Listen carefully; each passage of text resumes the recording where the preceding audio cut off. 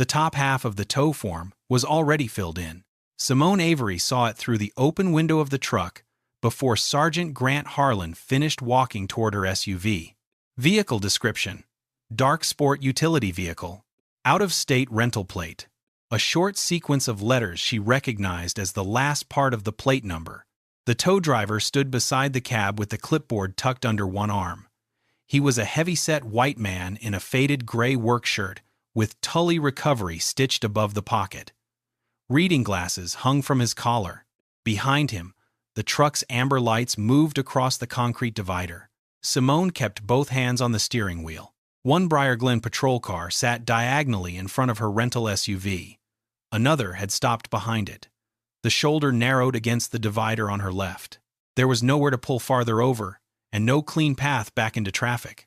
Harlan reached the driver's window. Engine off. His voice was level. No hurry. Simone pressed the start button. The engine stopped. What was the reason for the stop? We're checking a vehicle discrepancy. What discrepancy? Harlan glanced past her toward the dashboard before answering. Rental account issue. Officer Caleb Sutter approached the passenger side, carrying a small flashlight, even though daylight still reached the road.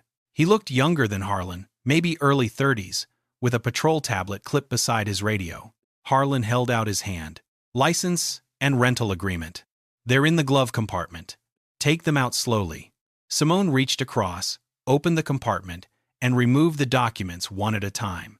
Her rental agreement sat inside a white sleeve, with the company's customer service number printed across the bottom. She passed the license first. Harlan studied the photograph longer than the expiration date. His eyes moved from the card to Simone, then back to the card. She wore a pale blue blouse beneath a fitted charcoal jacket. No jewelry beyond small silver studs. A plain black fastener sat near the jacket collar, slightly darker than the surrounding fabric.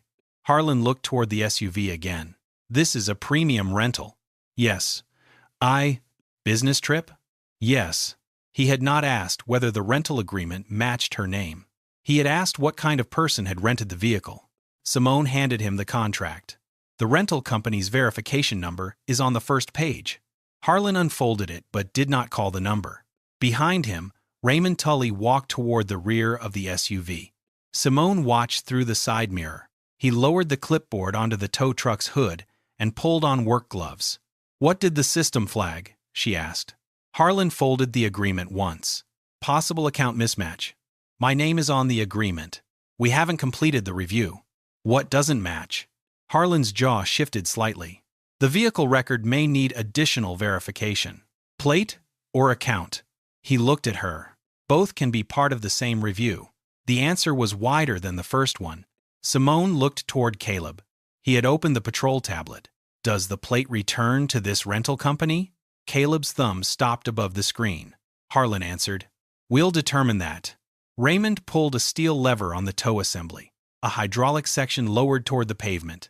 Simone turned back to Harlan. You're preparing to tow the vehicle. If verification can't be completed roadside, you haven't tried the number on the contract. We decide what verification is necessary. The sentence arrived without emphasis. That made it cleaner. Harlan returned her license but kept the rental agreement. Raymond called from behind the SUV. Standard hold? Harlan looked over his shoulder. For now. Simone's hands stayed on the wheel. What does standard hold mean? Raymond looked at Harlan instead of answering her. Harlan stepped half a pace closer to the window. There are administrative costs when a vehicle has to be held for verification. How much? $2,000 if you want the expedited option. Simone looked at him for a moment. Paid to the town? To the recovery contractor. For a police verification? For storage, processing, vehicle review, and expedited release. Raymond had already started lowering the wheel assembly. Simone looked past Harlan to the clipboard on the tow truck hood. May I see the tow order? There's no reason for you to review contractor paperwork. You're asking me to pay the contractor. The paperwork will be available if the vehicle is taken in. Simone leaned slightly toward the open window, not enough to move her hands from where Harlan could see them. The clipboard was maybe 15 feet away. Close enough. The handwriting across the upper section was dark and blocky. Her plate, the SUV description, Tully Recovery's intake code, and a recorded time. She checked the dashboard clock, then the form again. The entry on the clipboard came several minutes before the moment the front patrol car had moved across her lane. Simone turned back to Harlan. When was Mr. Tully dispatched? Harlan's expression did not change. Once the vehicle required review. The time on his form is earlier than this stop. Caleb looked toward the tow truck. It was a small movement. Immediate. Harlan did not. Contractors prepare paperwork in advance. For a specific plate? Sometimes. For a vehicle you hadn't stopped? Harlan folded the rental agreement again. You're focusing on something that doesn't affect the review. It tells me when the decision was made. Harlan placed the agreement against the top of the driver's door. What matters right now is whether you want the roadside resolution or the standard process. Simone looked at the paper under his hand. My contract is valid. That will be determined. The company can confirm it. If we need them, we'll contact them. Raymond walked back toward the driver's side, carrying a metal hook assembly. He stopped near Harlan. Ready when you are. Simone looked at him. Did you receive my vehicle information before they stopped me? Raymond adjusted the cuff of one glove. His eyes went to Harlan, not to Simone. Harlan handed the rental agreement to Caleb. Run the additional vehicle review. Caleb took it. He did not move toward his cruiser. His tablet was already in his hand. Simone looked at the screen long enough to see a standard vehicle query window open. No red fraud banner. No visible warning. Just fields waiting for information. Raymond returned to the rear bumper. The first metal arm slid beneath the SUV. Harlan stood beside the driver's door while Caleb still held Simone's unverified rental agreement. The paperwork had been ready first. Now they were working backward toward a reason. Caleb Sutter reached through the open passenger window before anyone called the rental company. Phone. Simone looked at his hand. Her phone sat face down in the center console. For what purpose? Sergeant wants personal electronics secured while the vehicle review is open. Harlan stood outside the driver's window with Simone's rental agreement folded in his hand. It's temporary. Simone looked from him to Caleb. My phone is part of a vehicle review? Anything that can alter, transmit, or erase account information needs to stay out of use until we're done. Harlan said it as though the category had always existed. Simone picked up the phone and handed it across. Caleb placed it inside a clear property pouch. Watch 2. She removed the slim watch from her wrist. Key fob. That went into the pouch next. Caleb pointed toward the small dash camera mounted behind the rear view mirror. And the media card. Simone watched him open the passenger door, lean across the seat, and release the card from the camera. No one had contacted the rental company. No one had shown her a fraud alert. But 4 objects were now in Caleb's possession because, according to Harlan, verification required protecting itself from her. Behind the SUV, Raymond Tully crouched near the rear bumper. He called toward Harlan. VIN lines up with the intake. Harlan nodded. That was enough. Simone looked at him. You're accepting his verification? He's confirming vehicle information. From what source? Tully glanced toward her, then back at the tow equipment. Vehicle. Simone's printed rental agreement still rested against Harlan's palm. The customer service verification number was visible along the bottom edge. Harlan had not called it. Tully had spoken 6 words. His statement entered the process as fact. Her document entered it as something requiring further review. Harlan unfolded the agreement again. Your contract shows an Atlanta pickup. Yes. Return location, Birmingham. Yes. And you're in Briar Glen. That's a road between them. Harlan's mouth tightened slightly. The plate record isn't the only concern now. Simone waited. He looked toward the windshield. We need to make sure the vehicle identification hasn't been altered or reassigned. Tully just told you the VIN matched his intake. That doesn't clear the rental account.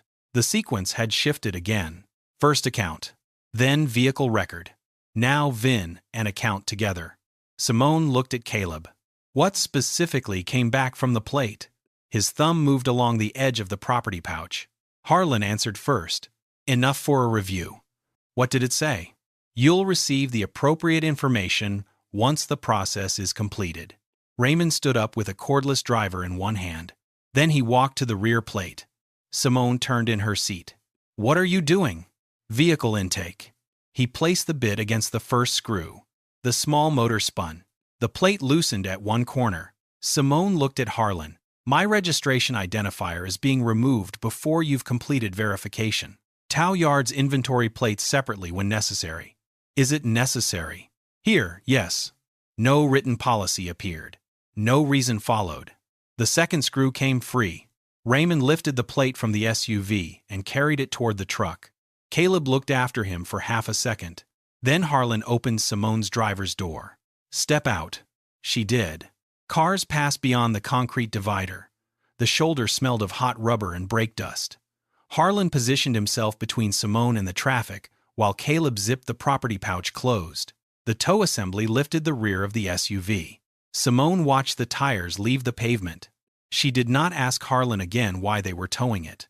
He had already demonstrated that each answer could expand when the previous one became too narrow. Instead, she looked at Caleb. Are you giving me a property receipt? For the electronics? For everything you've taken. We'll document it at the review location. Before transport? Caleb hesitated. Harlan pointed toward the rear patrol car. At the facility. That answered something else. Simone got into the rear seat. The door closed with the heavy mechanical sound of a partitioned cruiser. Caleb took the driver's seat. Harlan got into the passenger side. Simone's phone, watch, key fob, and camera card rested in the clear pouch beside Caleb's console. Her SUV moved past them on the tow truck. The rear mounting bracket was empty. No plate. Caleb started the cruiser. The mobile terminal brightened. Simone could see only part of it between the front seats. But the layout was ordinary enough. Unit status, recent activity, a dispatch pane, location fields. Harlan said, "Mark us moving." Caleb touched the screen. Simone watched the event list. Nothing appeared with her name. Nothing with the rental plate. Nothing identifying a traffic stop at the divider they had just left. The unit status changed. The event pane did not. She leaned back against the seat. Caleb. He looked at her in the rearview mirror. When did you notify dispatch of the stop? His eyes returned to the road. Harlan turned halfway in his seat. You don't need to concern yourself with internal communications. I asked when it was logged. It doesn't affect your vehicle review. Simone looked at the terminal again. If there had been an active event hidden behind another screen, Caleb could have said so. He did not. The cruiser entered Briar Glen proper. A pharmacy. A tire store. A church with a weekday daycare sign. Then a brick municipal building appeared ahead on the right. Briar Glen Police. 3 marked cruisers sat in front. Simone expected Caleb to turn. He kept driving. She watched the police station pass the rear window. 2 blocks later, they turned beside a public works yard. Chain-link fencing ran along one side. A stack of orange traffic barriers sat behind it. The cruiser followed a narrow service road between a maintenance garage and a low concrete building with tinted windows. No public entrance faced the street. Caleb stopped beneath a metal awning. A faded sign was bolted beside the side door. Municipal Vehicle Review Annex. Harlan opened his door. Out. Simone looked once at the dark dispatch pane before Caleb shut off the terminal. The roadside stop had no visible place in the system, but someone had already prepared a building for what came next. If you want the vehicle released tonight, this is the faster route. Harlan placed 2 sheets of paper on a gray laminate table. Simone remained standing. The annex room had 4 plastic chairs, a water cooler with no cups, and a wall-mounted card terminal beside a small receipt printer. No public service window. No posted business hours. A camera dome sat above the interior door. Caleb set the clear property pouch containing Simone's phone and watch on a metal shelf behind him. Harlan tapped the first sheet. This is the Administrative Vehicle Review. The heading read, Municipal Vehicle Retention Verification Review. The paragraph beneath it was brief. A vehicle could be retained when ownership, registration, authorization, or lawful possession required additional confirmation. Simone read it once. Then again. It did not mention a fee. She looked at the second sheet. That one carried the Tully Recovery logo. Expedited Administrative Release Service. Below the title were lines for vehicle description, customer name, contractor intake number, payment authorization, and signature. Near the bottom, in smaller type, participation in expedited service is voluntary. Standard review remains available without contractor processing fee. Simone rested one finger beside that sentence. This says voluntary. Yes. And the municipal form says nothing about paying Tully recovery. Because that's the standard review form. So these are two separate processes. Harlan pulled out a chair. They work together. That isn't what either document says. He remained standing. The town can retain the vehicle while verification is pending. Tully provides an expedited option so people don't have to wait for the normal review cycle. How long is the normal cycle? It depends. On what? Availability, verification source, staffing. My rental company has a verification number printed on the agreement. We've already covered that. They had covered why Harlan did not want to use it. They had not covered why. Simone looked toward the card terminal. The display had woken when Harlan set the papers down. Tully Recovery. The merchant name sat above an empty amount field. Not Briar Glen. Not Municipal Vehicle Review. Tully Recovery. Simone looked back at Harlan. If I pay the $2,000, what specifically changes? Your review moves through contractor-assisted processing. What does the contractor verify that your department can't? Harlan picked up the municipal sheet. They coordinate storage, vehicle access, documentation, and release. Does Mr. Tully have authority to decide whether my rental agreement is valid? No. Does he have authority to clear the police hold? No. Then what am I buying? Caleb shifted the property pouch farther back on the shelf. Harlan put the paper down. Time. The answer was more precise than the others. A side door opened. Raymond Tully entered, carrying Simone's rear plate inside a clear plastic sleeve. He placed it on a cabinet without looking at her. A minute later, another man came through the same door behind him. White, mid-50s, paint on one knee of his work pants. He held a phone and a folded insurance card. Tully, he said. Raymond raised a hand. You got the updated policy? Wife texted it. The man turned the screen toward him. Raymond looked for perhaps 2 seconds. That's fine. He reached into a drawer, removed a set of keys with a yellow plastic tag, and placed them on the counter. Trucks in the south row. The man pocketed the keys. No other paperwork? Just sign the pickup line. Raymond pushed a single page toward him. The man signed, nodded to Harlan, and left through the side door. His phone stayed in his hand the entire time. Simone watched the door close. Then she looked at Harlan. Was his vehicle under review? Different matter. He showed a photograph on his phone. He's the registered owner. My name is on the rental contract. A rental adds another layer. My rental company offered direct confirmation. Harlan's hand settled on the edge of the table. And your vehicle was stopped under a different set of circumstances. What circumstances? He took a second before answering. An outside vehicle. A rental. Information requiring review. 3 categories. None was a violation. Simone pulled the Tully form slightly closer. Show me where the municipal policy authorizes this expedited fee. It doesn't have to. It's a contractor service. Then paying it does not resolve the legal basis for holding the vehicle. It accelerates the process that resolves it. And if I don't pay? Standard review. When? As soon as the appropriate reviewer completes it. Today? I can't promise that. Tomorrow? Possibly. The $2,000 number from the roadside now had a structure around it. The police department controlled the delay. The private contractor sold relief from that delay. Each document, by itself, looked ordinary enough. Together they did something neither admitted. Simone slid the contractor form back toward Harlan. I'll use the standard review. Raymond looked at her for the first time since entering. Harlan did not. You understand that may mean the vehicle remains in storage overnight. I understand what you've offered. That isn't the same thing. No. She left it there.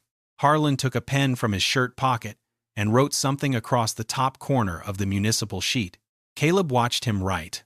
Simone could not see the words from where she stood. Property receipt, she said. Caleb reached for a blank form. Harlan's pen stopped. We can handle that after intake. You already took the property. Caleb looked between them.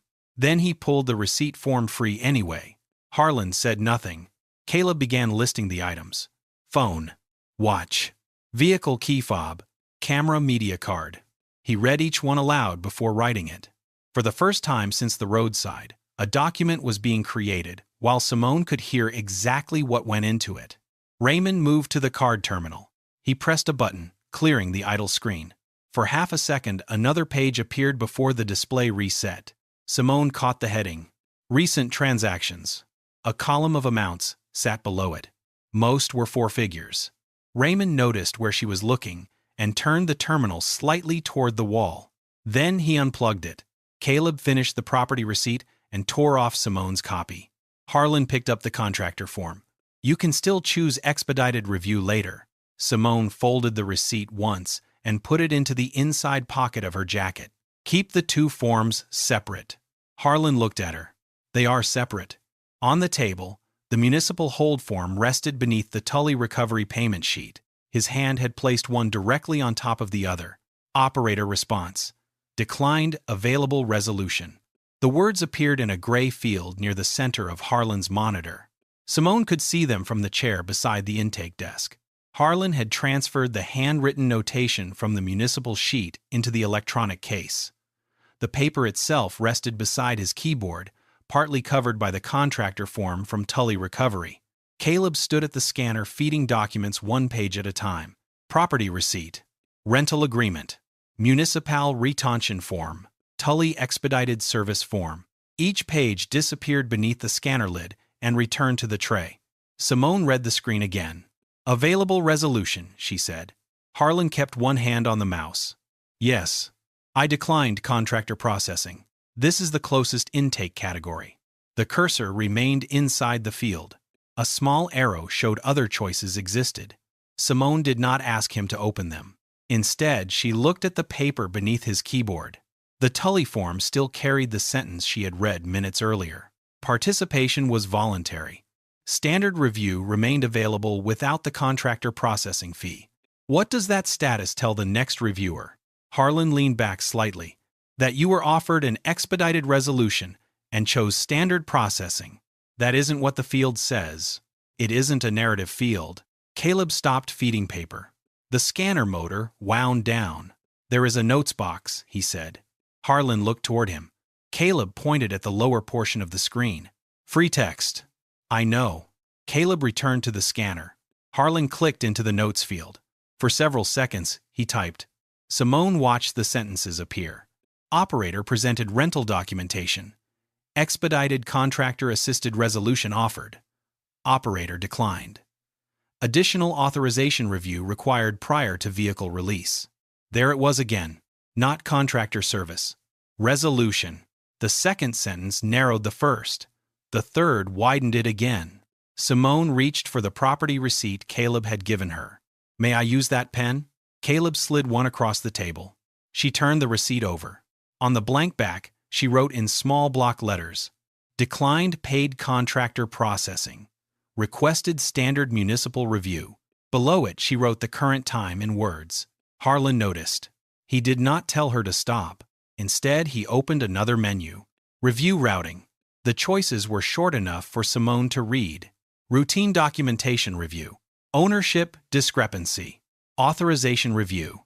Supervisory review. Harlan selected Authorization Review. A second field appeared. Reason for secondary review. He opened the drop-down. Caleb finished scanning the Tully form and placed it on the table. Her agreement has the rental company's direct contact number, he said. Harlan kept his attention on the monitor. I saw it. Do you want that entered as a verification source? I'll attach the agreement. Caleb waited a moment. That's not the same field. Harlan moved the mouse. Simone watched the cursor stop beside a checkbox marked Source Contact Pending. He selected it. The rental company's number was printed less than a foot from his hand. Simone said nothing. Harlan chose the reason for secondary review. Operator declined available resolution. The same wording appeared again. This time, it was not merely a summary. It was a routing reason. Caleb picked up the rental agreement. He looked at the direct verification number, then at the monitor, then placed the agreement into the completed stack. No commentary. Harlan clicked Save Draft. A yellow banner appeared across the top. Secondary review required, before release. Simone capped the pen. What happens when another reviewer opens this? They see the case. What do they see first? Harlan's jaw moved once before he answered. The status summary. Then the attachments. Then the notes. The order mattered. Simone folded the property receipt around the handwritten line she had added. On the monitor, her actual rental contract now existed 3 layers below a status saying she had declined an available resolution. The status was 6 words. The explanation took a paragraph. The source documents took several pages. Harlan stood. We'll need to complete the remaining intake. What remains? Custody confirmation and routing. He picked up the paper stack. Simone stayed seated. For the record, I did not decline vehicle release. I understand your position. I didn't state a position. I stated what I did. Harlan adjusted the pages until their edges aligned. The documents are attached. He carried them to a tray labeled Pending Review. Caleb remained at the workstation. On the wall above him, an old office clock moved past the hour with a soft plastic click. Simone had no phone to rearrange the rest of her afternoon. Her watch was in the property pouch. Her vehicle sat somewhere behind the annex with its rear plate removed. She had a rental agreement capable of being confirmed by a phone call. Harlan had a queue. The queue was winning. Caleb turned back to the monitor. There's a customer statement field. Harlan stopped beside the tray. Optional. Caleb looked at Simone. Do you want a statement attached? Harlan answered first. She can provide one during secondary review. Caleb's hand stayed on the keyboard.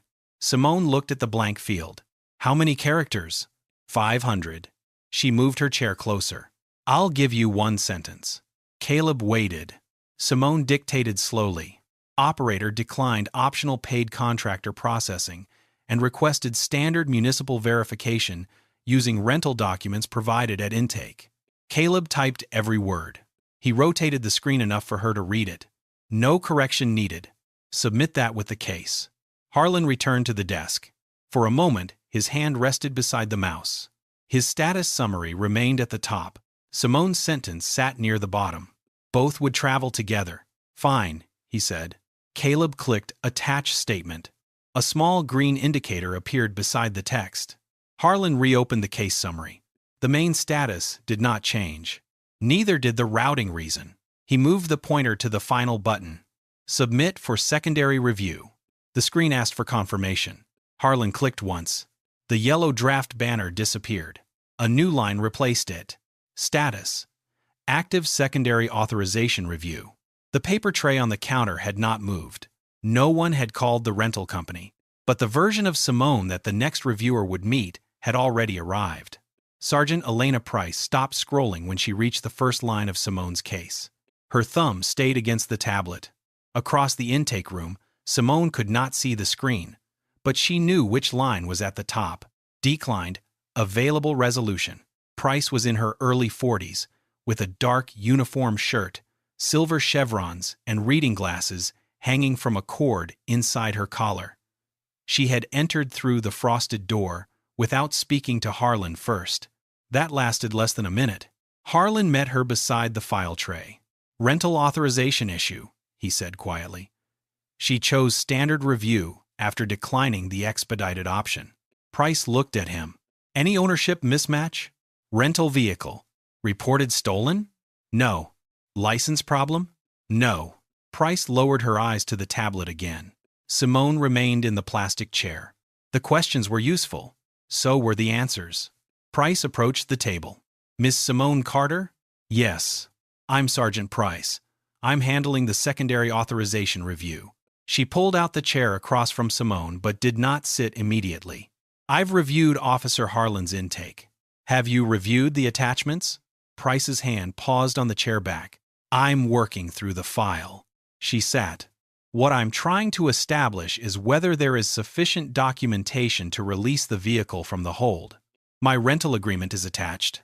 I see that. The company's verification number is on it. Price scrolled. I see that too. Simone folded her hands on the table. What information is still unverified? Price looked toward Harlan. It was brief. Enough. Harlan answered. The totality of the authorization. Simone turned back to Price. What part of it? Price resumed scrolling. Rental documentation can be valid on its face and still require confirmation. Then confirmation would answer that. Yes. No one reached for a phone. Price opened the first attachment. Simone recognized the formatting from across the table. The municipal retention form. Price read it. Then, the rental agreement. Her finger moved down the screen. She stopped at the customer statement Caleb had typed. Her face did not change. She read it twice. Harlan remained beside the wall cabinet. Price looked at him. The paid service was optional? Yes. And she selected standard review? Yes. Then why does the summary say declined available resolution? Harlan crossed one arm over the other. That's the intake category available for the declined expedited resolution. Price looked at the tablet again. For several seconds, nobody spoke. Then she said, "All right." Not to Simone. To the file. Price continued to the Tully recovery form. The voluntary service language was near the bottom. She enlarged the page with 2 fingers. Simone watched her read it. Price closed the attachment. "The issue for me," she said, "isn't the contractor service. That's separate." Agreed. "The issue is that the vehicle remains in an authorization review." What created that review? The officer's concerns at the stop. Which concern remains unresolved? Price removed her glasses from the cord and put them on. "Miss Carter, secondary review isn't a hearing. I'm determining whether I have enough to discontinue a vehicle hold initiated by another officer." Simone nodded once. "What fact would you need?" Price looked down. "That depends on the basis for the hold." Simone said nothing. Price scrolled back to the beginning. Harlan shifted his weight near the cabinet. The answer had returned to the same place. The basis for the hold was inside a summary created after the hold had already begun. Price selected a tab labeled Review Action. Officer Harlan states there were unresolved authorization indicators. What indicators? I wasn't at the stop. Then where are they listed? Price's finger stopped. She opened the narrative. Simone could see lines of text, but not read them from her chair. Price moved slowly through the entry. Once. Then upward again. She opened another section. Caleb. Caleb looked over from the property desk. "Yes, Sergeant?" "Was the rental agreement scanned at intake?" "Yes." "Before secondary routing?" "Yes." "And the customer statement?" "Before submission." Price nodded. "Thank you."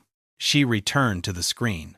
Simone could see Harlan's attention settle on Caleb. Caleb went back to labeling property envelopes. Price removed her glasses. "The file does show sufficient reason for me to continue the review pending direct authorization confirmation." "From the rental company?" "Yes." "Then please use the contact provided."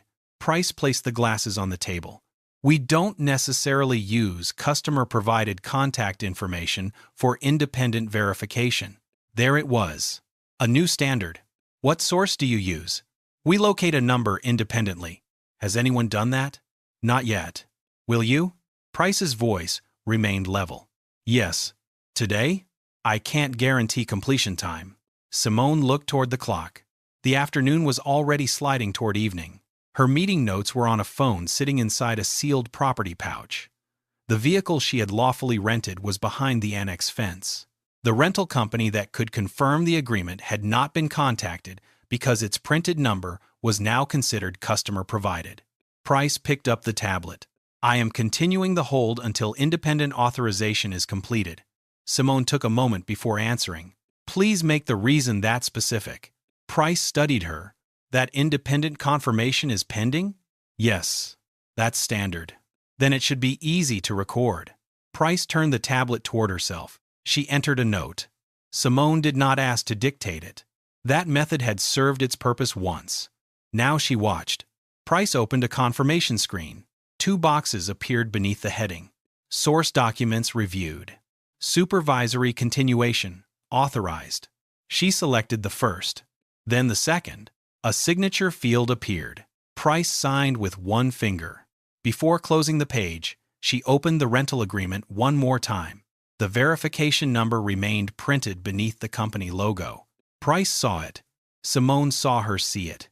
The sergeant returned to the review screen and completed the authorization. Harlan moved away from the cabinet. "The vehicle stays in secured storage," he said. Price lifted one hand. I'll handle the review from here. It was the first time someone had reduced Harlan's direct control. It did not help Simone. Price stood. I'll have someone notify you when confirmation is complete. My phone is in your property custody. Price looked toward the clear pouch behind Caleb. Right. She turned to Caleb. If we get confirmation, note it in the case before release processing. Caleb nodded. Price left through the frosted door. Harlan went with her. The latch clicked behind them. Caleb remained at the property desk. He picked up Simone's pouch, checked the inventory sticker, and then looked at the computer beside him. On the screen was the supervisory action Price had just signed. He read the line labeled Source Documents Reviewed. Then he looked at the rental agreement lying in the scanner tray. The company verification number was visible from where he stood. Caleb took a yellow sticky note from the dispenser. He wrote the current time on it. Then, beneath the time, 4 words. Number present before review. He did not put the note into Simone's file. He pressed it onto his own clipboard. At 6:17, the overhead lights above the public counter switched from white to half bright. Caleb looked up automatically. He had already seen it happen hundreds of times. The change meant the building was entering evening mode. For Simone, it meant something else. Her phone was still inside a clear property pouch. Her laptop was in a gray evidence tote beneath the counter. The camera media card sat in a smaller sleeve with its own barcode label. Her rental SUV remained behind the annex fence, where sodium lights had come on over the storage rows. Sergeant Price stood beside the printer with a single sheet in her hand. "We haven't completed independent confirmation," she said. Simone looked at the clock. "Has anyone reached the rental company?" "We attempted an outside source lookup. That wasn't my question." Price held the paper against the counter. "No confirmed response has been entered." Simone let that answer sit where it was. Price continued. "The vehicle hold will remain active pending confirmation." "Until when?" "As soon as the review can be completed." Caleb glanced toward the clock again. Simone noticed. "What happens to my property when this desk closes?" Price looked at him. Caleb answered. "Anything still under custody transfers to the secure night locker." "Can it be released from there?" "Not through the public desk." "Who can access it?" "Duty staff, but not for routine customer release." Price stepped back toward the counter. "We're not talking about losing your property. It's simply remaining secured with the case." Simone looked at the clear pouch containing her phone. "I understand where it is." The annex entrance opened. A man carrying a motorcycle helmet approached the property window. Caleb took his receipt, checked a shelf number, and returned a small plastic bag containing keys and a wallet. The transaction took less than 2 minutes. The man signed once and left. Caleb turned back to Simone's case. Different status. Different result. Price folded her arms loosely. "You aren't required to remain here." Simone looked at her. "My vehicle is behind your fence." "Yes. My phone is in that pouch. For now. My laptop is in custody." "Yes. And the property desk is about to close." Price's jaw tightened slightly. "You are free to leave the facility." Simone did not answer immediately. The sentence was technically clean. That was what made it useful. She picked up the paper cup beside her chair. There was less than an inch of water left. "When is the earliest I can retrieve the electronics?" Caleb checked the posted hours taped to the side of his monitor. "Public property access starts tomorrow morning." "What time?" 7:30. Simone nodded. "Please give me documentation showing what remains here overnight." Price looked toward Caleb. "You already have an intake receipt. That shows initial custody." Caleb understood before Price answered. "She wants the transfer." Simone looked at him. "Yes." Price considered that. Then she nodded. "Print the continuation receipt." Caleb turned to the computer. Harlan came through the side door while the printer warmed. He had removed his outer vest. His badge was still clipped above his belt. "Review done?" "Continued," Price said. "Rental issue?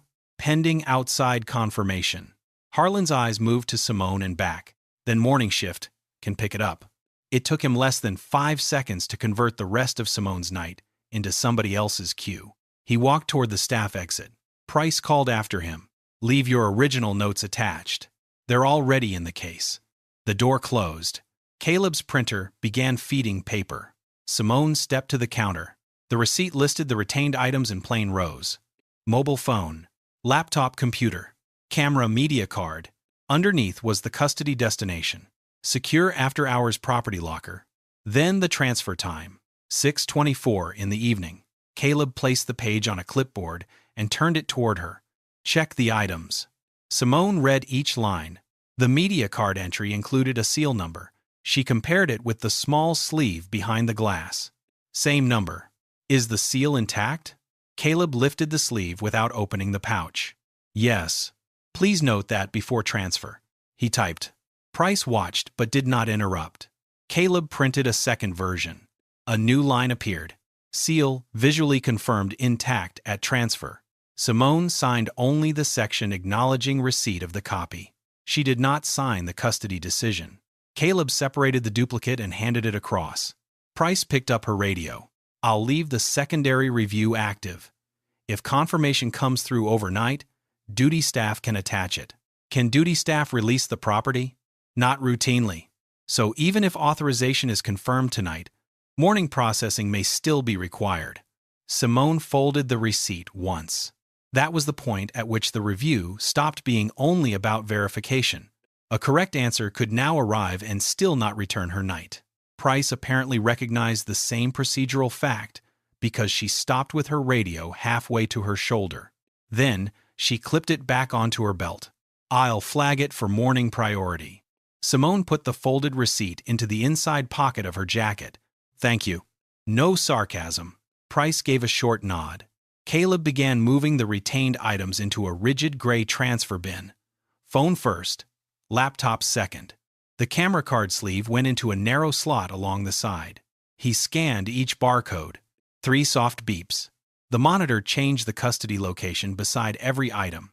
Public property desk. Became. Secure night locker.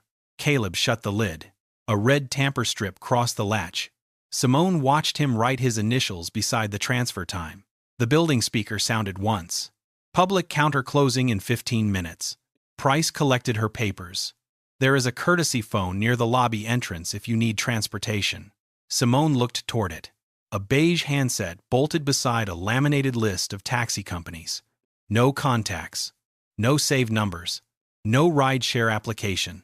Just a telephone and 6 printed business names. She walked over and dialed the first company. No answer. The second put her on hold. The third said a driver could come. She gave the annex address and asked for the nearest hotel rather than the nicest one.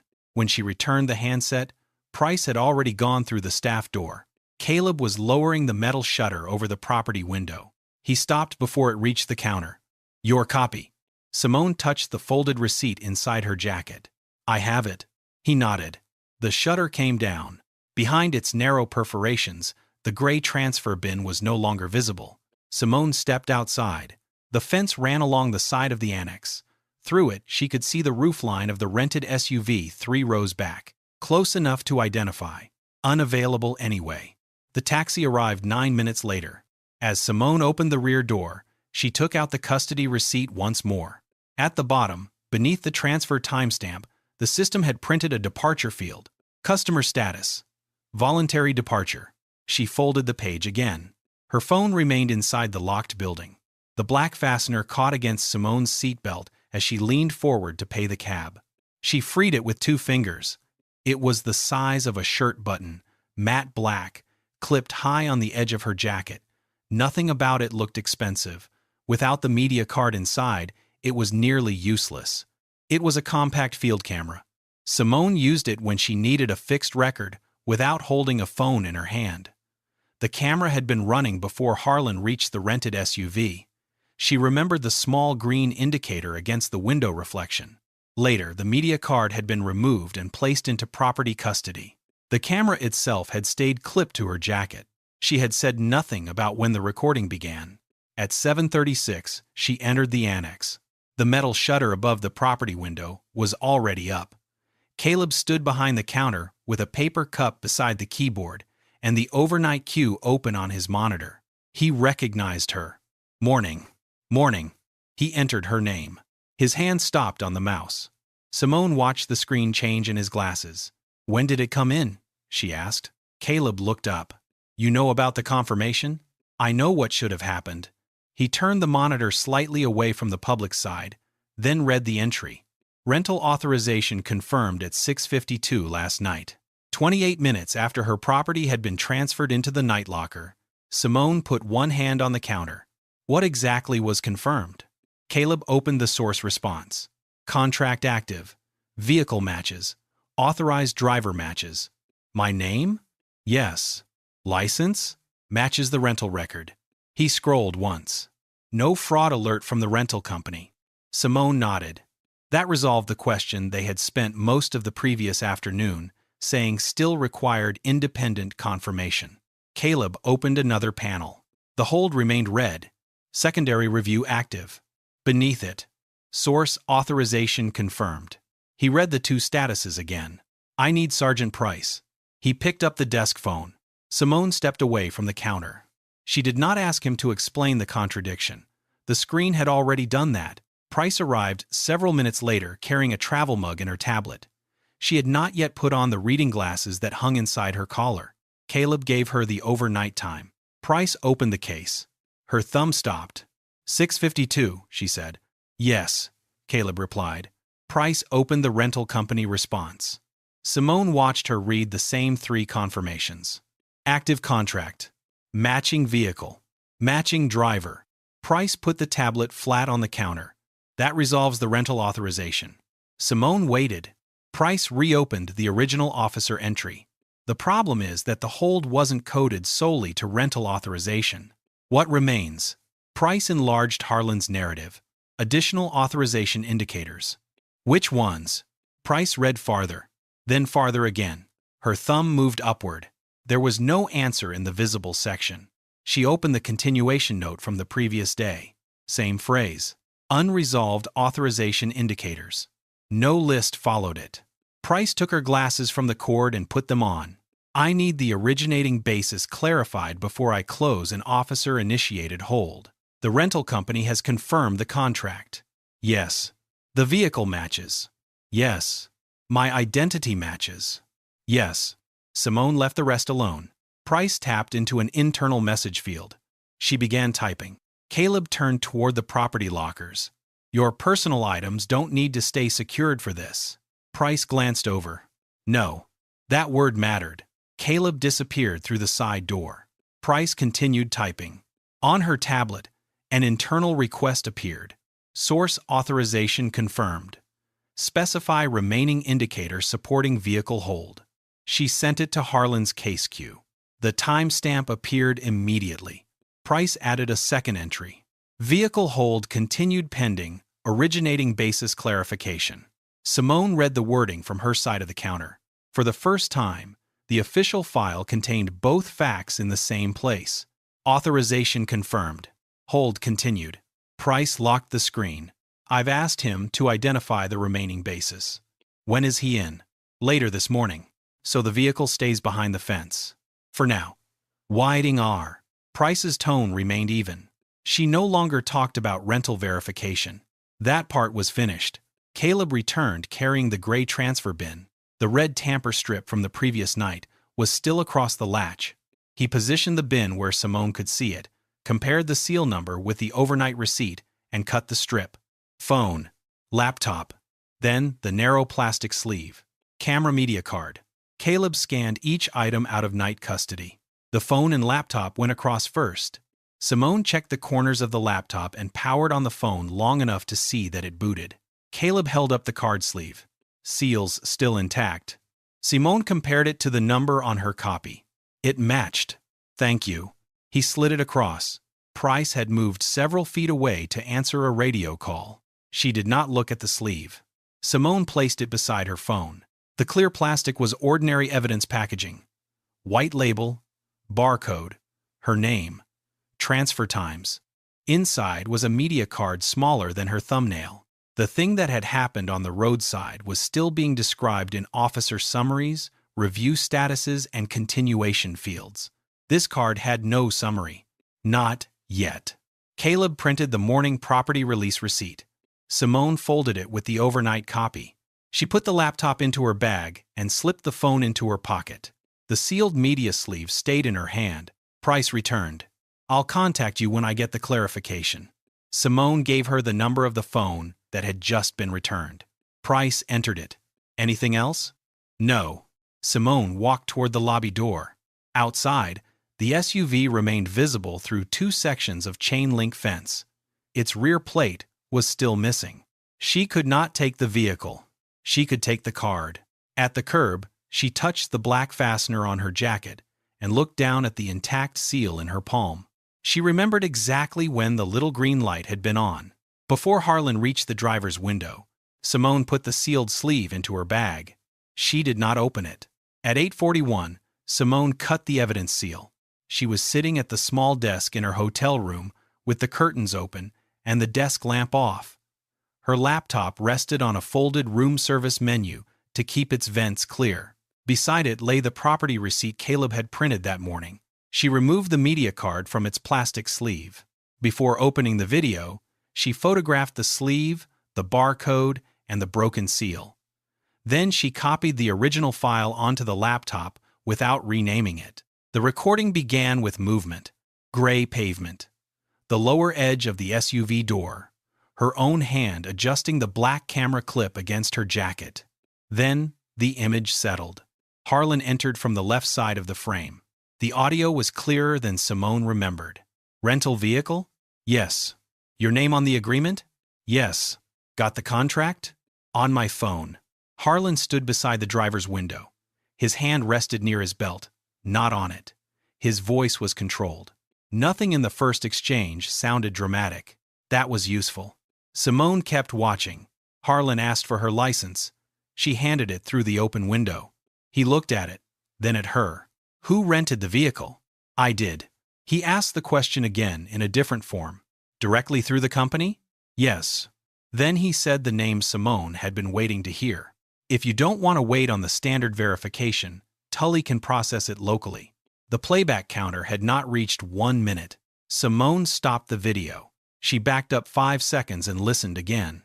"If you don't want to wait on the standard verification, Tully can process it locally." She let it continue. "Is that required?" her recorded voice asked. "No, it's faster." "How much?" Harlan gave the amount. Simone's recorded voice stayed level. "I'll use the rental company's verification." "That's your choice." There it was. Not refusal to cooperate. A choice between the normal verification process and a paid private shortcut. Simone wrote nothing down yet. She watched farther. A little over a minute later, Harlan stepped away from the window and looked toward the rear of the SUV. He returned with her license still in his hand. "Once they confirm you're authorized on the rental, that part's done." "That part?" "Possession." Simone paused the file again. The laptop fan ran against the laminated menu. She checked the file properties. Creation time. Duration. Original file name. Then she closed the player. She had watched less than 2 minutes. There was more than half an hour on the card. She did not need the rest yet. Her phone rang. "Price." Simone answered. "Miss Reed," Officer Harlan responded to the clarification request. Simone opened a blank document, but did not type. What did he identify? Price took a moment before answering. He clarified that the continued hold wasn't based only on the rental company response. What was it based on? His entry references your inability to establish authorized possession during the roadside contact, along with your decision not to use the available expedited resolution and what he describes as continued contesting of the verification process. Simone looked at the closed video player. "Can you send me the wording?" "I can send you the updated status summary." The wording he submitted. Another pause. "I'll include the clarification text." "Thank you." Simone ended the call. She did not tell Price about the first 2 minutes. 5 minutes later, the email arrived. Harlan's clarification had been entered at 9:12. Simone read it once. Then again, driver did not establish independent authorization at roadside. Driver declined expedited contractor resolution and continued to contest vehicle control verification. Totality of circumstances supported continued hold pending secondary review. Below it, Price had added, rental authorization subsequently confirmed by source. Hold remains under review based on originating officer clarification. The language had changed. Yesterday, the unresolved issue had been authorization. This morning, authorization had been confirmed. Now the fact that Simone had not paid Tully was sitting inside the explanation for why the hold remained reasonable. Her phone vibrated again. This time, it was an automated rental company notice. The scheduled return window had passed. Because the SUV had not been checked back into the rental location, the contract had rolled into another rental day. The charge was provisional and could be adjusted after review, but for now, it appeared on the account. Simone opened the amount. Then, she opened her hotel reservation. Checkout was at 11. She added one night. No speech, no argument. 2 ordinary transactions caused by a vehicle she had been told she was free to leave without. She saved both receipts. At 10:17, Simone reopened the camera file. She did not continue past the point where she had stopped. Instead, she played the first minute again while reading Harlan's clarification beside it. On the video, if you don't want to wait on the standard verification, Tully can process it locally. Is that required? No, it's faster. On Harlan's clarification, driver declined expedited contractor resolution. Same event, different function. The recording continued. I'll use the rental company's verification. That's your choice. Then, once they confirm you're authorized on the rental, that part's done. Simone paused there. At 6:52 the previous evening, the rental company had done exactly that. She created a folder on her laptop. Inside it, she placed the original copied video, photographs of the sealed evidence sleeve, the overnight receipt, Price's morning email, and the rental company extension notice. She did not edit the recording. She did not cut a clip. She did not send anything. At 10:23, another case status email arrived. No new facts. Only a new line. Originating basis, received secondary review continues. Simone read it from the hotel desk. Then she looked at Harlan's clarification one more time. He had written that the contractor option was part of the reason for continuing the hold. The camera had recorded him offering it before standard verification had even begun. He supplemented the narrative. Price's voice came through Simone's phone before Simone had finished opening her laptop. She was standing beside the hotel window with yesterday's receipts spread across the desk. The sealed media photographs remained in one folder. The Tully paperwork was in another. When? Simone asked. This morning. What did he add? I'd rather you read the language. Price sent it while they were still on the call. Simone opened the attachment. The news section had its own creation time. It did not replace Harlan's earlier entry. It sat beneath it. Supplemental Officer Narrative. Simone read. Harlan now described the roadside sequence this way. Initial authorization concerns had remained unresolved. Simone had declined expedited contractor assistance, and Tully Recovery had then been contacted to secure the vehicle while verification continued. Then came a new sentence. Contractor involvement followed the driver's inability to establish vehicle control to the satisfaction of the originating officer. Simone moved the window aside. She opened the photograph of the Tully intake form from the first day. The form carried a system creation time near the top. She opened the incident header from Harlan's case paperwork. She compared them. Then she checked again. The Tully intake record had been created 6 minutes before the incident start field on Harlan's own case. Price was still on the line. Sergeant. Yes? I have a Tully record with a creation time earlier than the incident start. Price did not answer immediately. How much earlier? 6 minutes. Is it the final tow receipt? No, the intake record. Send me the original image. Simone attached it, and the page showing the incident start field. She sent that too. Price stayed quiet while the files loaded. Simone heard a mouse click. Then another. I'm looking at both. Simone sat down. She did not explain what the timestamps meant. Price could subtract 6 minutes. Do you still have the original paper? Price asked. Yes. Keep it. I will. Price spoke more slowly now. The contractor system may create a preliminary intake before physical dispatch. Does Harlan's supplement say preliminary intake? No. Does it say Tully involvement followed the roadside concern?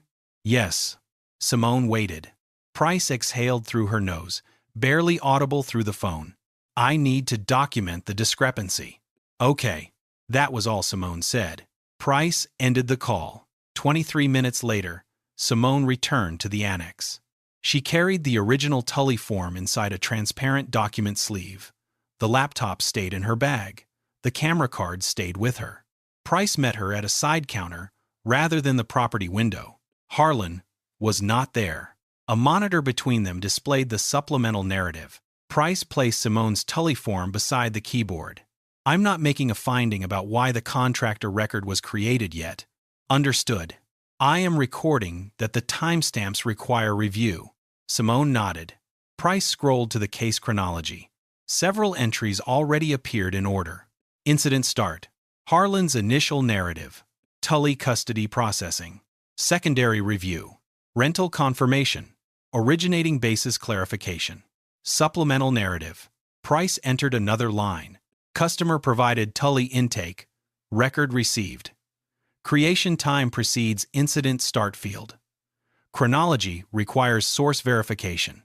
She did not press submit. Before I lock this, she said, I want to confirm whether the rental company contact information was available in the original intake package. Simone said nothing. Price called toward the back desk. Caleb? He approached holding a clipboard. Do you remember when the rental contact number came into the file? Caleb looked at Simone, then at Price. It was on the agreement when we scanned it. Before my review? Yes. You're certain? Caleb lowered his eyes to the clipboard. A yellow sticky note remained near the top edge. He read it. Number present, before review. Price looked at the note. When did you write that? After you completed the continuation. Why? Caleb shifted the clipboard against his palm. Because we'd already scanned the agreement, and I didn't want the sequence confused later. Price held out her hand. Can I see it? Caleb passed over the clipboard. The note had the time written above the 4 words. Price compared it with her supervisory acknowledgement. The note was earlier than nothing it needed to beat. Its value was simpler. It showed Caleb had noticed the issue on the same day, before anyone knew the case would last this long. Price handed the clipboard back. Add a normal station note. Just the fact. Caleb nodded. No speech. No accusation. He returned to his terminal. Simone watched the cursor move on Price's screen. The file was doing something it had not done on the first day. It was beginning to preserve disagreement instead of flattening it. Price looked at Simone. You mentioned yesterday that you had your own recording? Yes. Is it continuous? Yes. Edited? No. How early does it begin? Before Officer Harlan reached the driver's window, Price's hand stopped beside the mouse. Does it show the Tully discussion?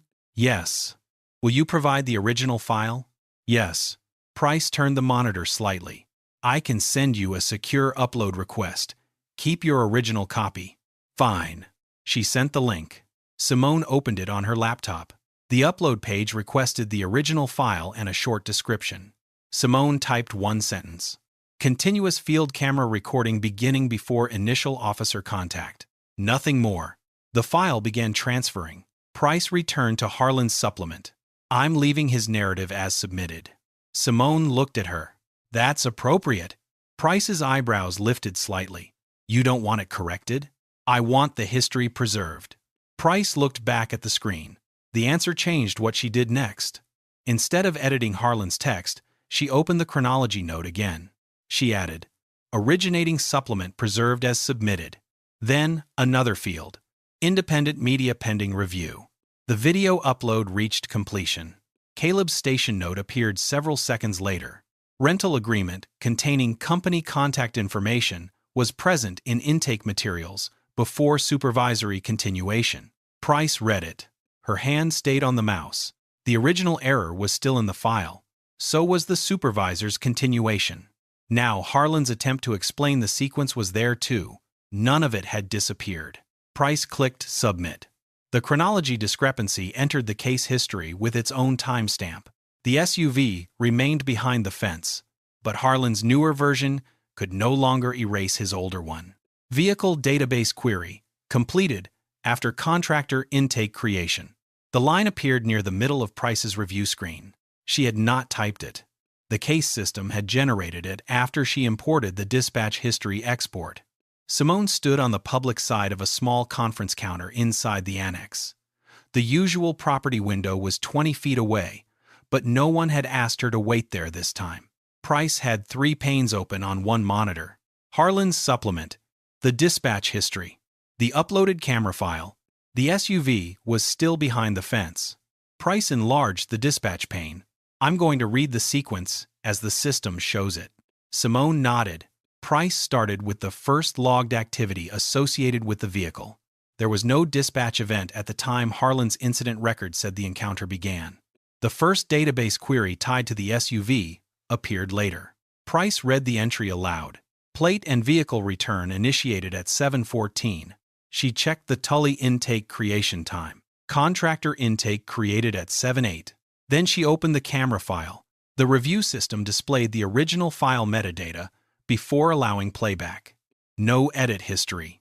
Continuous file. Creation time consistent with Simone's device clock. Price started the recording. The SUV door filled the frame for several seconds. Then Harlan approached. Price listened through the first exchange without stopping. Rental vehicle. Name on the agreement. Contract available on the phone. Then Harlan's voice. If you don't want to wait on the standard verification, Tully can process it locally. Price paused. She looked at the dispatch pane. The vehicle query had not happened yet. She continued. Is that required? No, it's faster. Simone watched Price's hand move from the mouse to the edge of the desk. The video went on. I'll use the rental company's verification. That's your choice. Price stopped playback again. She opened Harlan's supplemental narrative. The sentence remained exactly as he had submitted it. Contractor involvement followed the driver's inability to establish vehicle control to the satisfaction of the originating officer. Price placed the cursor beneath it. She did not type. Instead, she called Harlan. He arrived several minutes later. He carried no paper. Price turned the monitor enough for him to see the 3 panes. I'm reconciling chronology. Harlan looked first at his supplement. What part? Price pointed to the dispatch export. The first vehicle query appears after the Tully intake record. Harlan leaned closer. That's system entry time. I'm aware. Field contacts don't always get entered immediately. Price moved to the camera pane. This isn't dispatch entry. She played the same section. Harlan watched himself walk toward Simone's SUV. Then his own voice offered Tully before the standard verification process had produced any result. His shoulders stayed level. His mouth tightened once. Price stopped the clip. When you wrote that contractor involvement followed her inability to establish vehicle control, what event were you referring to? Harlan looked at the supplement again. The total contact. That isn't an event. I'd already developed concerns. From what? The circumstances. Price waited. Harlan shifted his weight. Rental vehicle. Driver couldn't immediately produce a hard copy agreement. Some uncertainty about control. Simone said nothing. On the recording, she had told him the contract was on her phone. He had accepted that answer and continued. Price clicked into the earlier report. Your first narrative says the verification issue developed after the initial contact. Yes. Your supplement, says Tully, followed the inability to establish control. In practical terms, Price took her hand off the mouse. What does that mean in chronological terms? Harlan looked toward Simone for the first time. She did not return anything to him. No raised eyebrow, no smile. He looked back at Price. The paperwork times aren't necessarily the same as the decision times. Price nodded once. That may be true. Harlan relaxed slightly. Then she added, the recording is. His hand moved toward his belt and stopped at the edge of his radio. Price reopened the playback. She moved farther into the file. Harlan was still at the window. No vehicle query had returned. No rental company contact had occurred. No plate mismatch had been announced. Tully had already been offered. Price stopped there. She did not continue into the later part of the roadside encounter. Did you contact Tully before receiving the vehicle query result? Harlan looked at the screen. Yes. The answer was quiet. Why? They were available. For what? If verification became prolonged, I wanted an option. Price opened his supplement again. That isn't how this reads. Harlan drew one breath through his nose. The supplement summarizes the basis for the eventual hold. It isn't meant to be a second-by-second transcript. Price read the sentence once more. Then she selected a new field. Officer clarification. Requested causal sequence. Harlan noticed the wording. This is becoming a semantics issue. Price did not answer that. She typed, video shows, contractor option, presented before first recorded vehicle database query. Supplemental narrative describes contractor involvement as following failure to establish vehicle control. Originating officer states supplement was intended as summary rather than precise chronology. She left the text visible. Is that accurate? Harlan read it. His jaw moved once. The last sentence, yes. And the timestamps? If that's what the systems show. Price looked at him. I'm asking whether the facts are wrong. He looked at the dispatch pane. No. Price submitted the note. The case history refreshed. Harlan's clarification appeared beneath his supplement, rather than replacing it. One version said Tully followed a failed effort to establish control. The next said the version was never intended as precise chronology. Price opened the vehicle hold controls. For several seconds, Simone thought she might release it. She did not. Instead, she changed the review status. Factual discrepancy review. Restricted modification. Harlan leaned forward. What does that do? Locks narrative edits, while I reconcile source material. My report? Still there. My supplement? Still there. He pressed his lips together. Price continued. No one edits either until the comparison is complete. That included Price. That mattered more than another argument. Simone asked one question. Does the hold remain active? For now. She nodded. Price looked toward her. You understand this doesn't establish improper intent. Yes. Simone zipped her document sleeve. She had not come there to ask Price to decide what Harlan intended. The record had a smaller job first. Determine what happened before what. Harlan remained beside the desk, while Price opened the next review tab. The dispatch export on the left. His supplement in the center. Simone's recording on the right. Price scrolled once through the three panes. Then she stopped on the line Harlan had written that morning. She did not confirm it. The rear license plate lay face down inside a clear property bag. Price had placed it on the conference counter before Simone arrived. The aluminum edge was bent near one screw hole. A white evidence label crossed the plastic. The handwritten description was short. Rear vehicle plate removed during custody processing. Simone read the wording twice. During custody processing, she said. Price nodded toward the monitor. That's what the property entry says. When was it removed? That's what I'm reviewing. The camera file was already open. Price moved to a later point than the section they had watched the day before. Harlan had not yet returned. Simone stood beside the counter with her hands loose at her sides. Price pressed play. The roadside appeared again. Raymond Tully walked behind the SUV, carrying a cordless driver and a yellow clipboard. The tow equipment was not yet attached. Simone was still standing near the driver's door with Harlan. On the recording, Tully crouched at the rear bumper. The tool turned. One screw came out, then the second. He lifted the plate away and carried it toward the tow truck. Price stopped the video. She checked the dispatch history, then the property record, then the supervisory continuation she had signed later that morning. The plate had been removed before her review began. Price moved one document to the center of the screen. Source documents reviewed. Supervisory continuation authorized. Her own name appeared beneath it. Simone did not point at the signature. Price already knew where it was. Harlan entered several minutes later. His first glance went to the property bag. His second went to Price's screen. What are we looking at now? The plate. That was inventory control. Price looked at him. It was still attached to the vehicle. Temporary custody had already started. According to which entry? Harlan drew the empty chair back, but did not sit. The roadside decision. Price opened the dispatch history. There wasn't a custody status in the system yet. That doesn't mean the field decision hadn't been made. No. Price clicked another pane. It means I need to know when it was made. Harlan rested one hand on the chair. You authorized continuation. There it was. Not an answer. A transfer. Price looked at her own signature. Yes. After reviewing the file. Yes. So the hold wasn't just my call. Simone remained beside the counter. Harlan looked toward her only briefly. This went through supervision. Price's hand left the mouse. My continuation occurred after the vehicle reached the annex. It continued the same hold. That isn't what I asked. Harlan's fingers tightened around the chair back. The point is, this wasn't some unilateral roadside action. Price turned the camera playback farther forward. Tully carried the plate away.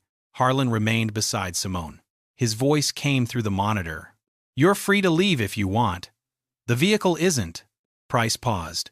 She opened another record. Customer status. Voluntary departure. Then she opened the hotel and transportation documentation Simone had submitted earlier. She did not read the amounts aloud. Harlan looked at the screen. She wasn't detained. No one said she was arrested. She could leave. Without the vehicle. Yes. And without the electronics held with the vehicle file at that point. Harlan shifted the chair a few inches. For preservation. Price looked toward the clear property bag. The plate too? That was part of vehicle control. The language had changed again. Not detention. Voluntary departure. Not seizure. Preservation. Not removal before a hold. Vehicle control. Simone watched Price build a new chronology on a blank worksheet. She entered the roadside contact. Tully's intake creation. Plate removal. Vehicle query. Formal property intake. Rental confirmation. Supervisory continuation. Each action occupied its own line. Price then drew a divider beside the moment her name first entered the record. Everything above it had happened before her signature. Harlan noticed. You're separating field handling from supervisory review. Chronologically. I briefed you. Later. You reviewed the source documents. The documents available when I reviewed them. Harlan looked at the camera file. And now there's additional material. Yes. He let go of the chair. For the first time since the review began, he did not offer another explanation immediately. Price opened Harlan's original report, then the supplement, then his clarification from the previous day. His name appeared on each. Her name appeared only once. Harlan leaned closer. If you're changing the scope of your approval now, that needs to be clear. Price turned toward him. I haven't changed anything yet. Because the form says supervisory continuation. It does. That means something. It does.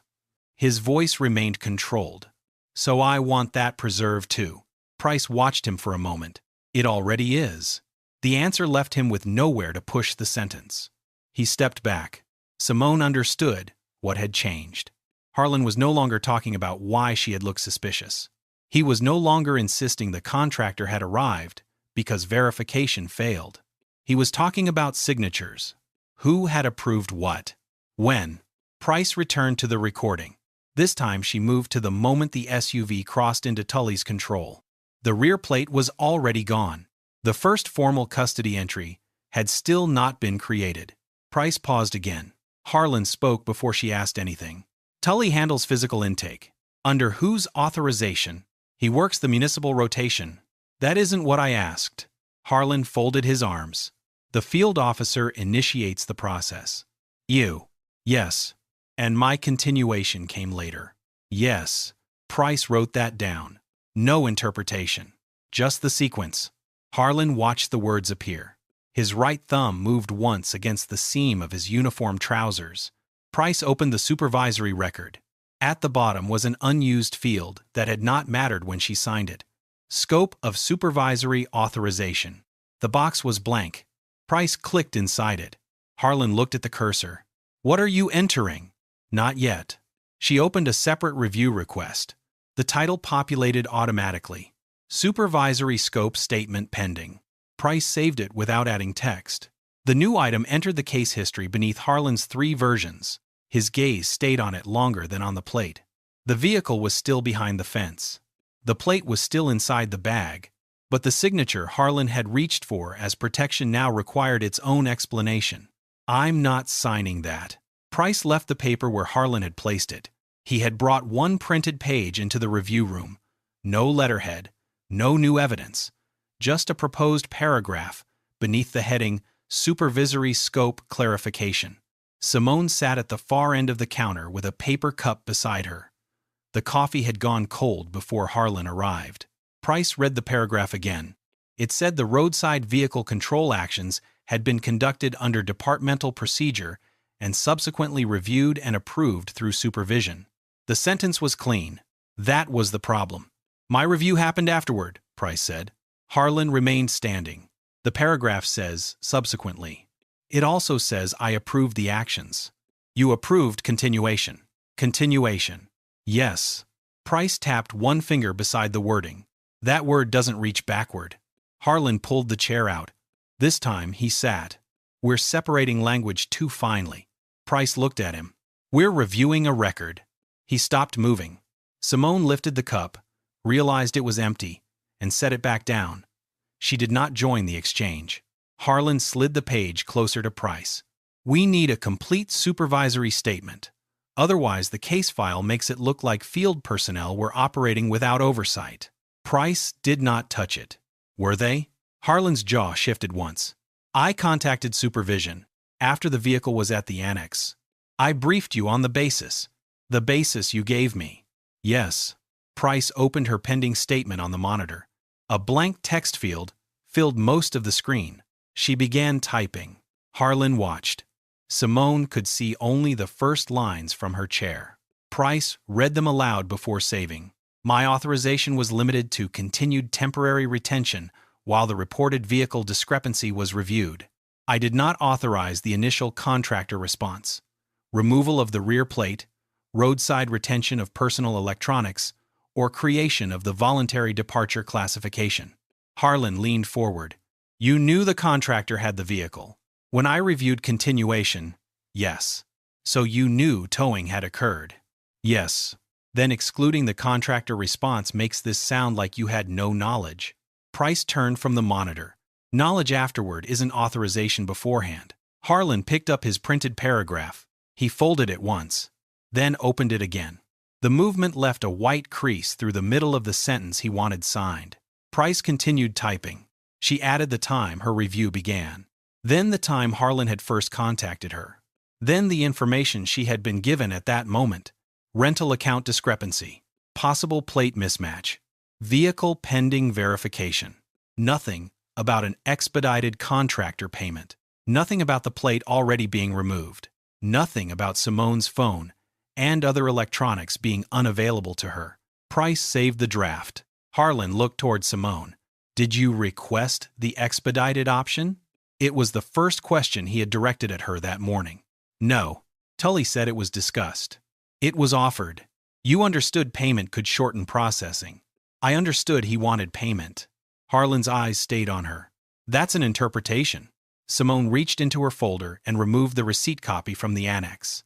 She placed it on the counter without pushing it toward him. Then used the document. Price took it. The transaction heading identified Ridgeway Administrative Services. Beneath it sat categories for towing, vehicle verification, non-resident processing, and storage. Price opened the contractor records she had requested the previous afternoon. A spreadsheet appeared. Harlan shifted his attention to the screen. There were more entries than Simone expected. Price sorted them by amount. Several recent transactions clustered within the same narrow range. She selected one, then another, then another. Each carried some variation of expedited processing, administrative verification, or non-resident review. The descriptions were different. The amounts were close. Price checked the municipal tow rotation record beside the contractor export. Tully recovery appeared repeatedly. Harlan spoke before she did. High-volume contractor. Price kept scrolling. Maybe. You can't infer a problem from repeat business. I haven't. This is what municipal contractors do. Price stopped at one entry. Its transaction time preceded the corresponding municipal vehicle hold entry. She opened the next. Same order. Another. Again. The contractor record first. Municipal justification later. Price did not announce a conclusion. She created a separate preservation request and attached the transaction export. Harlan noticed the destination field. Why is that being preserved outside the vehicle review? Because the sequence repeats. That doesn't make it misconduct. I didn't write misconduct. You're broadening this. Price looked at him. The records did. He picked up his folded paragraph and put it inside his folder. The tactic changed with the paper. Tully controls his own intake system, he said. If his timestamps precede ours by a few minutes, that's a contractor issue. Price reopened Harlan's original roadside narrative. You identified Tully as responding at your direction. Responding, not documenting. You also described the tow as resulting from unresolved verification. It did. Price placed the contractor timestamp beside the first formal vehicle query. The contractor entry came first. Harlan read both. Then he looked away from the screen and toward the closed door. We've already covered timing. No, Price said. We covered Simone's case. She pointed to the other rows. This is different. For several seconds, only the ventilation fan above the filing cabinets moved anything in the room. Simone watched Harlan's hand settle over his folder. He no longer argued that the records matched. He argued that the records belonged to somebody else. Price finished her scope statement. At the end, she added one final line. I cannot certify that actions occurring before my review were taken pursuant to my authorization. Harlan read it. You understand what that does?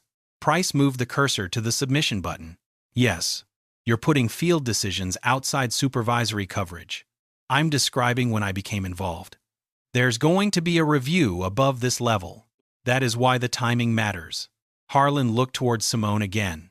She gave him nothing to work with. No accusation. No satisfaction. She only slid an empty sheet from her folder and wrote down the time Price completed the statement. Price clicked Submit. A new status appeared beneath the case history. Supervisory clarification finalized. A second line followed automatically. Record preservation active. Harlan closed his folder. The crease remained visible along the top page. Price printed Simone a copy. The SUV had not moved from behind the fence.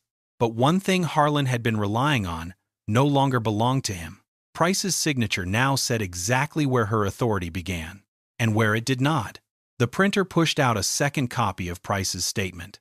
She lifted it by the corner, checked the footer, and handed it to Simone. Behind them, the review room door opened. Harlan turned before Price did. Miriam Holt entered, carrying a narrow document case. Two people followed her, one with a hard-sided evidence container and the other with a tablet held flat against his chest. No uniforms. Their identification remained visible at their belts. Harlan stood. This is an active municipal review. Holt closed the door behind her. Yes. Nothing in her voice argued with him. She placed a signed preservation notice beside Price's keyboard. Price read the first page, then removed her access card from the terminal and set it beside the mouse. Harlan stayed standing. What agency requested this? Holt opened the document case. The records are already preserved. She did not answer the question the way he had framed it. Simone watched Harlan's left hand settle against his folder. The same folded page from earlier sat inside it. The crease crossed the paragraph Price had refused to sign. Holt took 4 documents from her case. She did not stack them. She placed them across the counter in chronological order. The Tully recovery intake record came first. Then the first municipal vehicle query. Then Harlan's original account. Price's supervisory clarification went last. Harlan glanced down the line. You're combining systems that don't use the same workflow. Holt looked at the contractor record. Does this identify the vehicle? Yes. The plate? Yes. The contractor? Yes. Holt moved to the municipal query. And this is the first recorded vehicle inquiry from the stop? Harlan looked at Price. Price answered. It is the first one in the preserved query history. Holt did not react. She placed a clear ruler beneath the printed times so the lines could be read without lifting the pages. The contractor record preceded the query. Harlan pulled out the chair. Tully prepares intake material in advance. Holt opened a second folder. 3 more contractor entries came out. Different motorists. Different dates. The same sequence. Contractor intake. Then municipal inquiry. Then a later vehicle hold entry. Harlan looked at the first set. Then the second. You'd need the individual circumstances. We'll review them. Those could involve entirely different reasons. They may. Holt's language gave him nothing to push against. She moved to Harlan's narrative. The first version described a vehicle discrepancy that remained unresolved after roadside verification. The contractor timestamp sat several minutes earlier than the first preserved roadside query. Holt put his supplement beside it. The wording had expanded. Possible rental account concern. Potential identity mismatch. Additional verification required. Then came the later clarification, where the contractor's role became more independent and supervisory review became more prominent. Price's statement sat at the end. Her authorization began after the roadside actions already occurred. Harlan reached toward the papers. The evidence technician placed a gloved hand near the edge of the counter. Harlan stopped before touching them. "These are copies." "Correct," Holt said. "Then there's no reason I can't. The originals remain where they are." Harlan withdrew his hand. Price turned her chair slightly away from the terminal. For the first time since Simone had entered the municipal review process, Price was no longer the highest authority in the room. Holt looked at her. "Is the supervisory statement yours?" "Yes." "Did you authorize the initial tow response?" "No." "The rear plate removal?" "No." "N1. The restriction on her personal electronics?" "No." "The voluntary departure classification?" "No." Harlan leaned back. "You're making that sound like those actions lacked authority." Price's fingers rested on her access card. "I said they did not come from me." Harlan shifted his attention to Holt. "There are field decisions and supervisory decisions. That isn't unusual." "No," Holt said. She turned another page.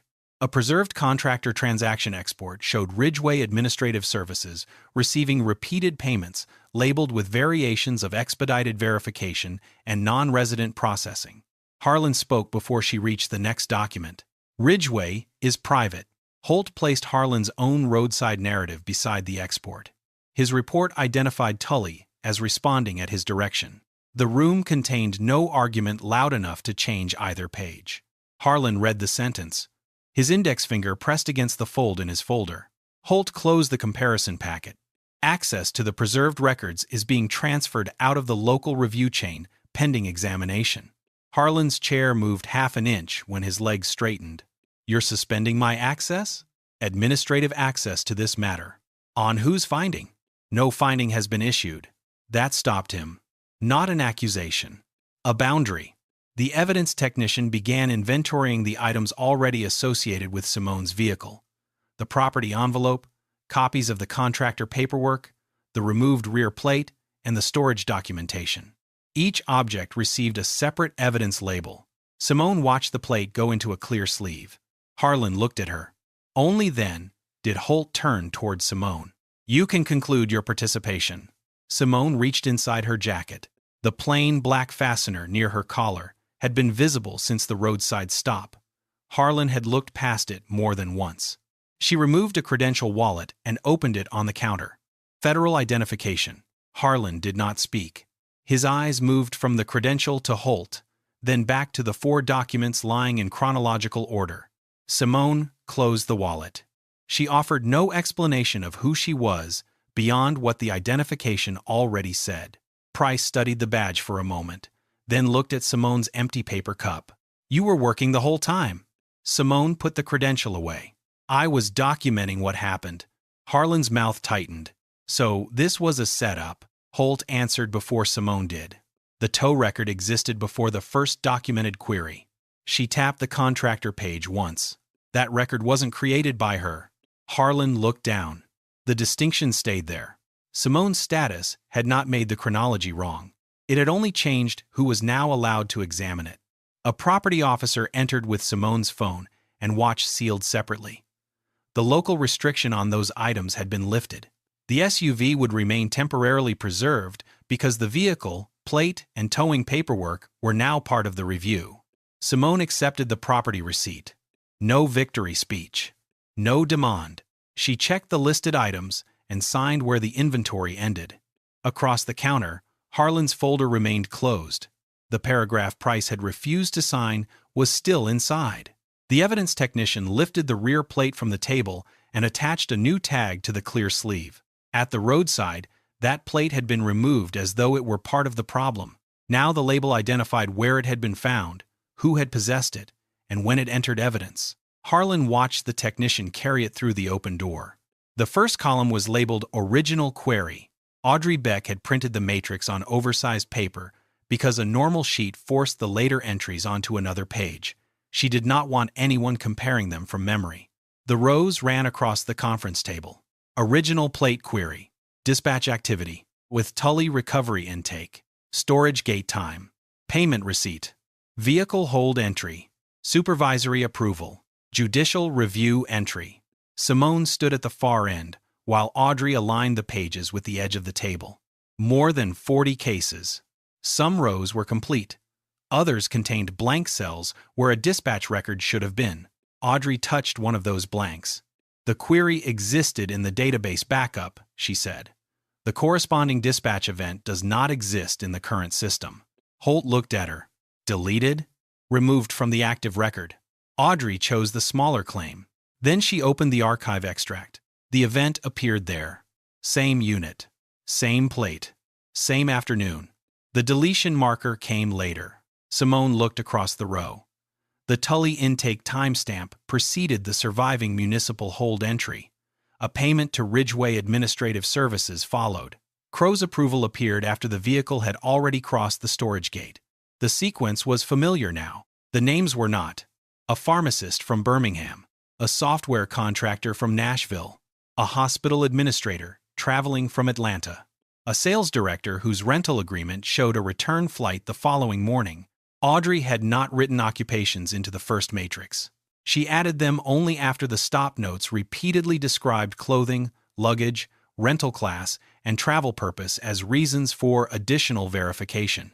A second sheet compared premium rental stops that ended roadside with those escalated into seizure or contractor review. The outcome column was harder to explain away. Black drivers appeared heavily concentrated in the escalated group, especially black drivers traveling alone, especially those in higher-value rental vehicles with out-of-state plates. Simone read one-stop narrative. Driver, unable to establish reasonable local purpose. The attached rental agreement listed a corporate account. Another row contained presentation inconsistent with vehicle class. The driver had provided a valid license and rental contract. Audrey placed Simone's roadside paperwork beside it. Harlan had asked why she rented that kind of SUV before anyone had established a plate problem. No one at the table needed to give the similarity a name. Holt turned to Caleb Sutter. He sat several chairs away with a legal pad in front of him. His uniform was gone.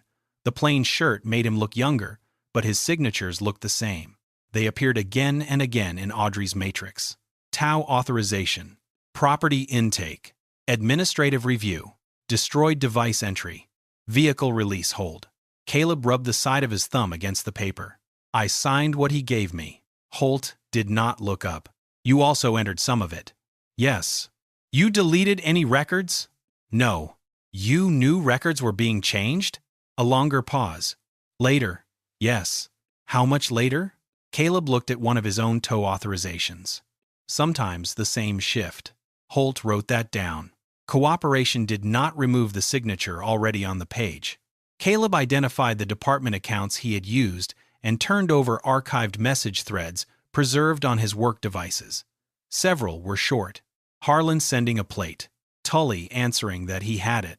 A later message telling Caleb which administrative category to select. Another thread showed Crow asking whether a contractor payment had cleared before approving a continued hold. Crow's name had rarely appeared in the roadside reports. It appeared often in the approval history. Audrey opened the administrative console. His account still showed elevated privileges. Holt handed an authorization sheet to the outside systems examiner. A few minutes later, the access field changed. Administrative privileges, suspended, review, hold. At Briar Glen Police Department, Crow could still enter his password. It no longer gave him control of the records under review. The distinction mattered more than removing him from a chair. Tully Recovery was next.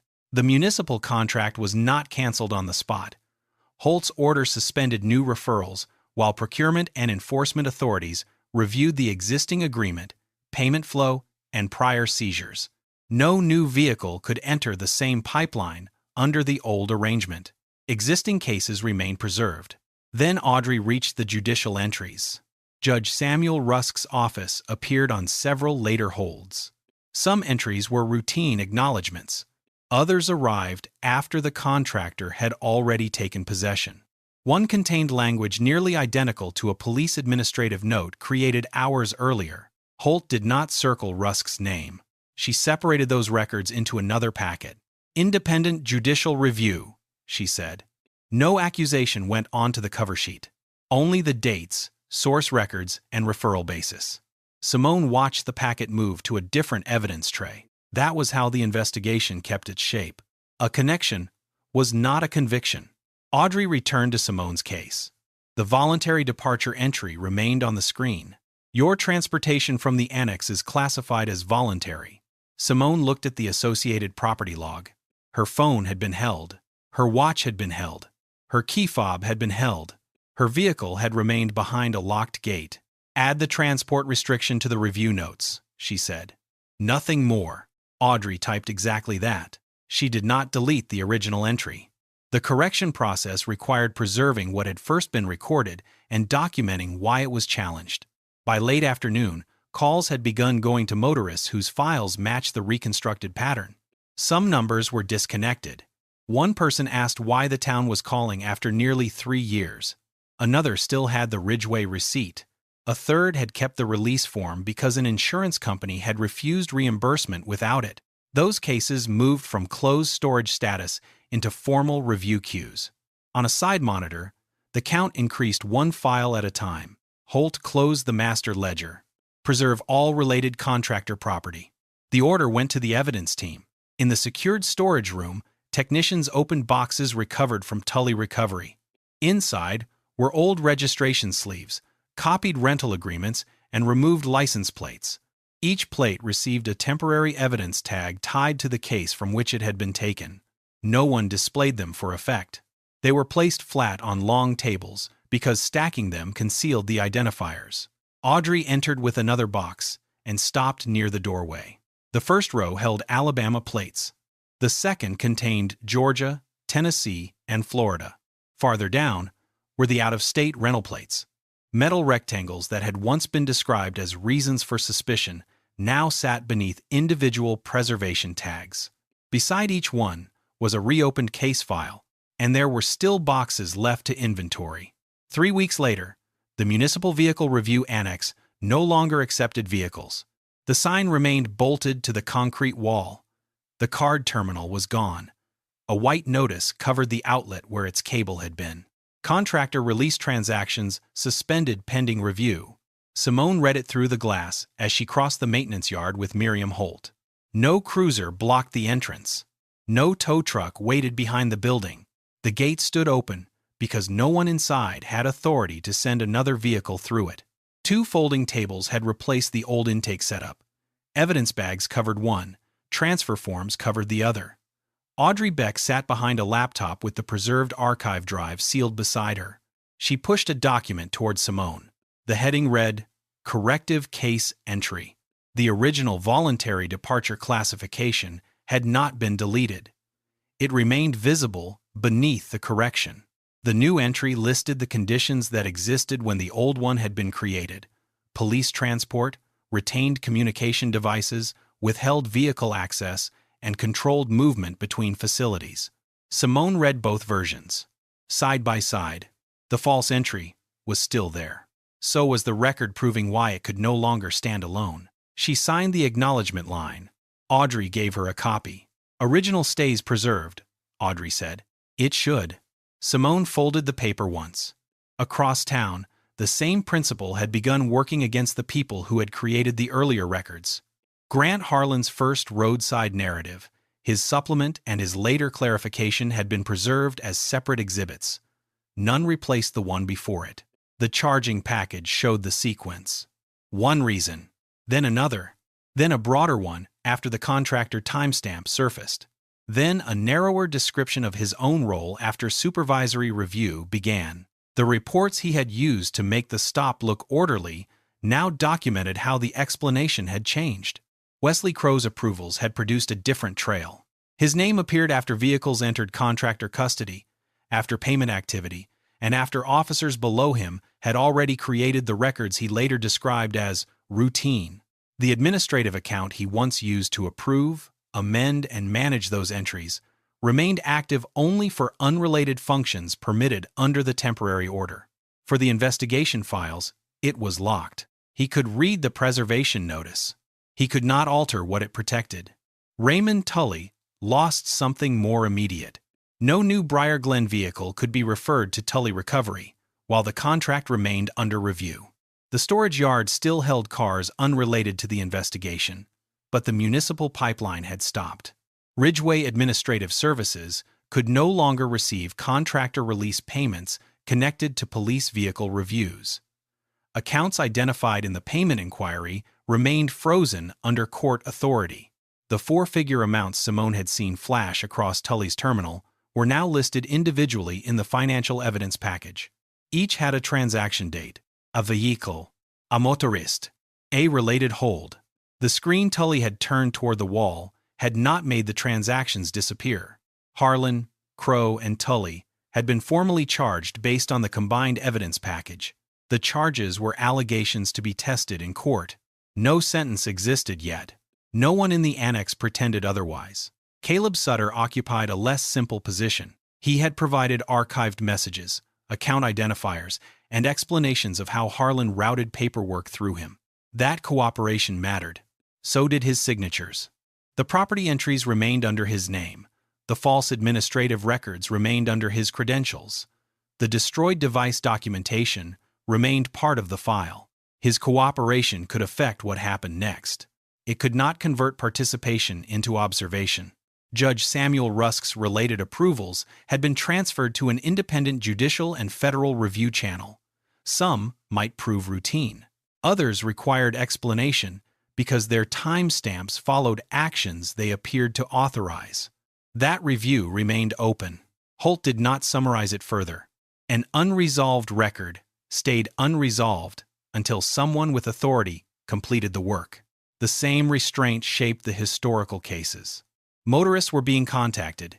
Closed files were being reopened. Claims notices had been prepared for people whose vehicles had entered the Tully process under the reconstructed pattern. No one had received an automatic large payment. Some would need receipts. Some would need employment records, travel documents, or proof of storage charges. A few still had every piece. Others had thrown the paperwork away years earlier. The unfairness had taken minutes to begin. Correcting it required files. Briar Glen's interim tow directive sat beside Simone's release papers. It was short.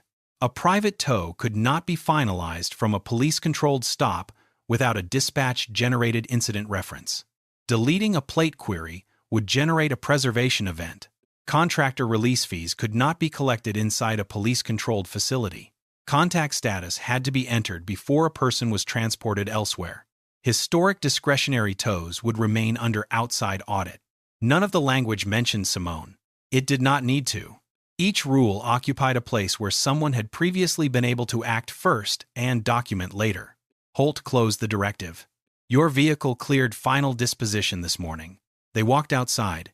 The black SUV waited in the municipal property lot. The rental company had already received the release notice. The evidence hold had ended. The vehicle could leave once the remaining physical item was reconciled. A technician stood behind the SUV with a tool pouch. The rear bracket was empty. On a padded cart beside him lay the plate. Simone had first seen that plate removed while her rental agreement was still waiting to be properly verified. It had moved through Tully custody, police paperwork, evidence storage, and formal review. Now returning it required more verification than removing it had. The technician checked the vehicle release, then the evidence disposition, then the plate identifier. He compared the letters on the metal to the release sheet. One field is still open, he said. He did not reach for the screwdriver. The property clerk went back inside. No one told Simone it would only take a minute. No one blamed the computer. The missing field appeared on the screen where everyone could see it. Evidence custody release pending final entry. A supervisor completed the disposition. The status changed. The technician picked up the plate. He set it against the rear bracket and installed the first screw. Then the second. He tightened both and checked the letters against the form again. Only after that did he initial the release sheet. Simone signed beneath him. Holt handed her the final copy. There was no gathering in the lot. No town official waiting with an apology. The hours Simone had lost remained lost. The motorists whose files were being reopened had missed flights, meetings, shifts, family obligations, and deadlines that no corrected entry could return. But the people who had controlled the old process no longer controlled its review. Harlan's explanations were evidence. Crow's approvals were audit entries. Tully's payments were transaction records. Caleb's signatures still belonged to Caleb. The system had preserved exactly what each of them once expected.